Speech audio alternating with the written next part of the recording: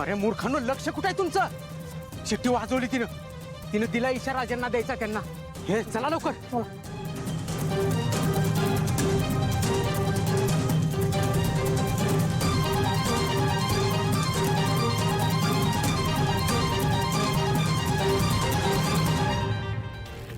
हे तुम्ही चला, मी येतो.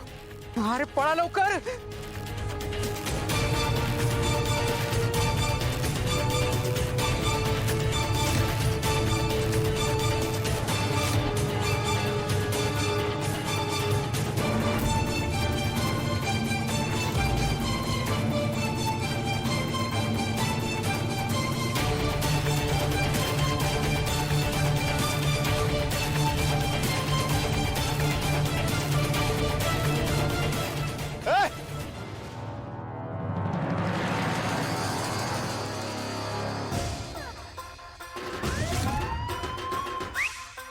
काय बंटर लोक, अरे ऑलिम्पिकला एवढ्या जोरात पळाला असतात तर देशासाठी मेडल घेऊन आला असतात.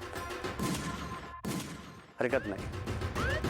आणि हे काय, आपल्या सिस्टरला हे असं घेऊन चाललाय तुम्ही? हा, सोड तिला, सोड. चल, हे ठेव, सोड. काय बघतो?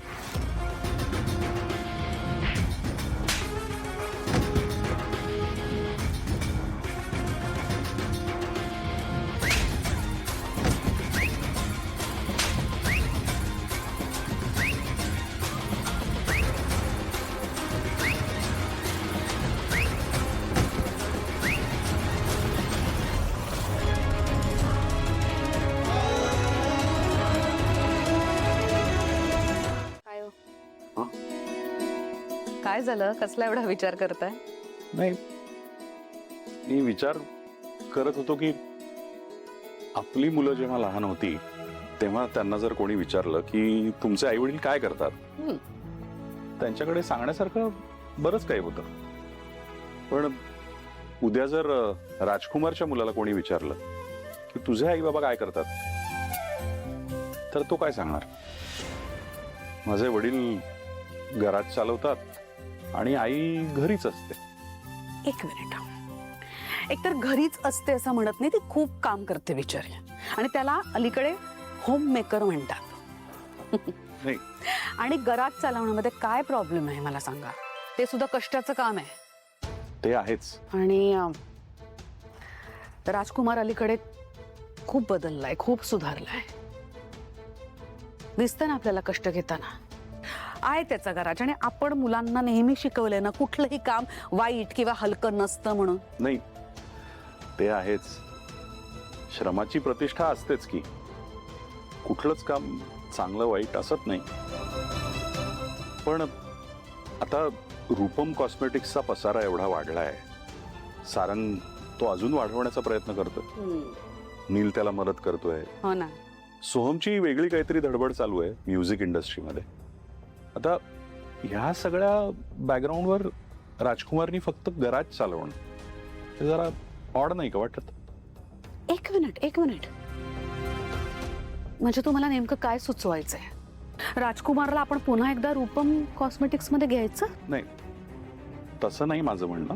म्हणजे लगेच तसं काही करण्याची गरज नाही. म्हणजे मनात विचार असा येतो की उद्या राजकुमारचं मूल मोठं होईल तेव्हा त्याच्या लक्षात येणार ना की आपले सगळेच काका रूपम कॉस्मेटिक्सशी कुठल्या ना कुठल्या पद्धतीने जोडले गेलेले आहेत. काहीतरी वेगळे व्यवसाय त्यांचे छान चालू आहेत. अशात त्याचे वडील त्याला फक्त गराज चालवतात असं जेव्हा दिसेल, आणि त्यांनी जर आपल्या आजी आजोबांना विचारलं की तुम्ही माझ्या वडिलांना अशी वेगळी वागणूक का देता, तर काय सांगणार होतं आपण त्याला? हा प्रश्न. अरे सावकाश सावकाश सावकाश. अमृता वहिनी, व्हॉट हॅपन्ड?